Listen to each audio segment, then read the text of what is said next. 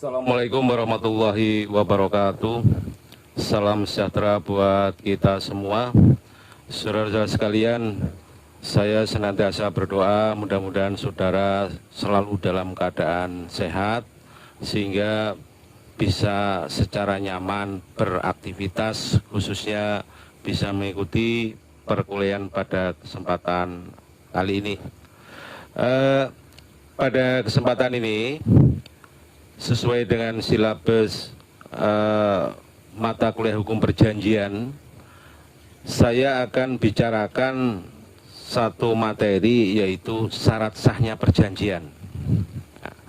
Namun demikian, saya perlu menyampaikan bahwa terkait dengan materi ini saya harus mengucapkan terima kasih pada beliau Bapak J. Satrio, karena dari beliau saya banyak mendapatkan ilmu dan uraian-uraian tentang hukum perjanjian ini ketika saya mengikuti kuliah di Strata 1 Fakultas Hukum Universitas Jenderal Sudirman. Namun karena keterbatasan kemampuan saya tidak bisa menyerap begitu banyak meskipun beliau sudah memberikan uraian-uraian begitu mendalam. Saudara juga tidak perlu khawatir, karena apa? Karena atas kekurangan saya itu saudara nanti juga bisa melengkapi materi hukum perjanjian, khususnya syarat sahnya perjanjian ini melalui buku-buku karya beliau, yaitu Hukum Perikatan yang lahir dari perjanjian, buku 1 dan buku 2 karya J. Satrio. Untuk itu pada kesempatan ini tidak lupa saya mengucapkan terima kasih, salam hormat kepada beliau.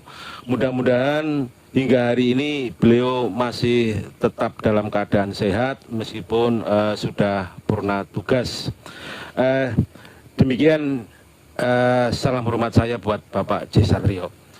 Saudara sekalian, untuk mengawali perkuliahan ini, saya akan bicarakan mengenai materi syarat sahnya perjanjian yang di dalam KUH Perdata diatur di dalam pasal 1320.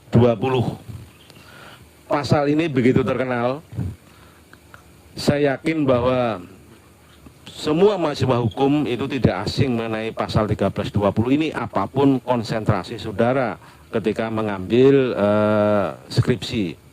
Karena pasal ini memang dibutuhkan di dalam lalu lintas hubungan hukum keseharian.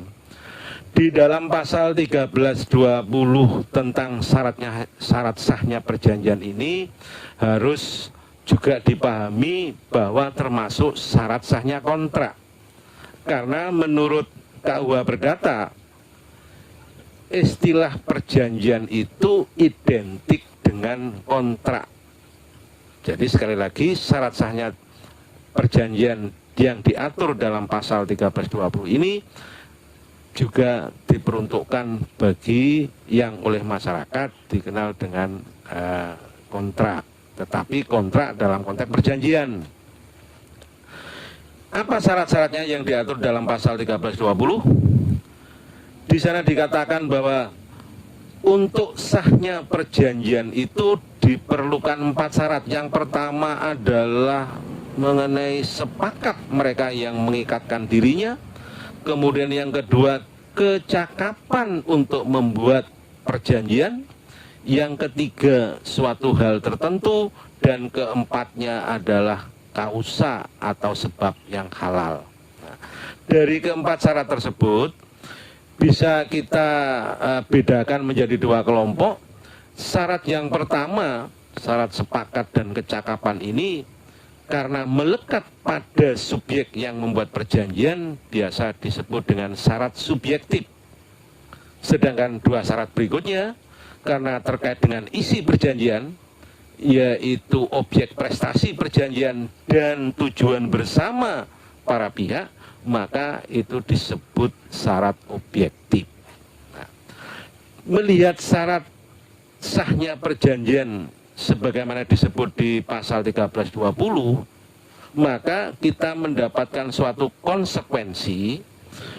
Yang pertama adalah kalau suatu perjanjian tidak terpenuhi hal-hal di luar syarat 1320, maka tidak akan berakibat pada keabsahan perjanjian. Misalnya apa? Di masyarakat sering dipertanyakan, bagaimana kalau suatu perjanjian itu tidak ada saksinya? Sah apa tidak? Nah, karena saksi tidak disebutkan di dalam pasal 1320, maka tidak akan berpengaruh pada keabsahan perjanjian. Ini yang harus dipahami. Sering juga dipertanyakan, bagaimana kalau suatu perjanjian itu dibuat tertulis tetapi tidak ada meterainya? Meterai juga tidak disebut oleh pasal 1320, sehingga tidak berpengaruh pada keabsahan perjanjian. Kemudian konsekuensi yang kedua, agar suatu perjanjian itu sah. Ini penting, perjanjian sah, karena kalau perjanjian sah itu bisa dipertahankan melalui pengadilan. Nah, agar suatu perjanjian itu sah, maka keempat syarat itu harus dipenuhi. Tidak boleh kurang satu pun. Nah, berikutnya juga kita bisa mendapatkan suatu konsekuensi jika salah satu dari keempat itu, entah syarat subjektifnya yang tidak terpenuhi, entah syarat objektifnya yang tidak terpenuhi, maka kita harus tegas menyatakan bahwa perjanjian tidak sah. Ini agar cocok dengan judulnya. Judulnya syarat sahnya perjanjian. Tidak terpenuhi satu, maka perjanjian tidak sah. Yang harus kita pahami lebih lanjut adalah apa arti perjanjian yang tidak sah tersebut. Ini yang penting.